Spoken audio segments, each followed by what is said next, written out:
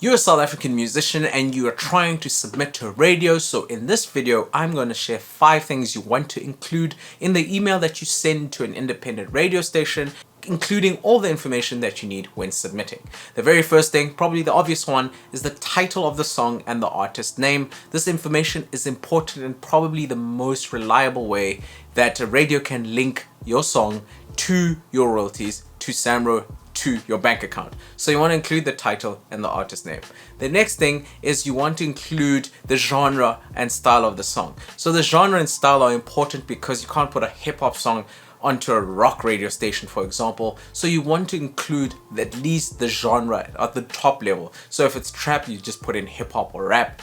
You don't put in trap, for example. The third thing, critical metadata. So the metadata consists of the ISWC code, which is important, the SAMRO relation number, which is also important. If you have a publisher or not, so if you do not, you just say NA or not applicable. And if you have a record label involved, you include the record label. If you do not, you just put in NA. And now for the fourth thing, you want to include the duration. Now duration is part of the metadata, but the reason you put in the duration is because typically schedule in between shows, and if your song is too long, they'll only just play your song, or if it's too short, then they'll put in multiple songs. So they typically put 2 to 3 songs in between content. So you want to include the duration of the song. Typically between 2.5 minutes and 3 minutes is where radio is at in South Africa anyway. Number 4, the contact information. Typically when I submit, I don't submit as myself, I submit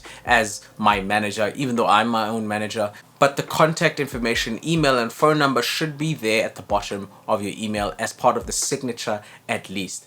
And last but not least, you want to have an alternative download link. Typically, I upload my songs onto Dropbox or OneDrive or something similar, Google Drive, where I put in a WAV form and an MP3 form. This is to allow the radio station to be able to download the song directly from Google Drive or OneDrive. But I highly suggest before you ever submit, check if they have submission guidelines and you match those submission guidelines to the T. Don't give them more, don't give them less, you give them exactly what they want and you should be able to find success. If you want to know how many streams or radio plays you need to make 1,000 Rand, watch this video.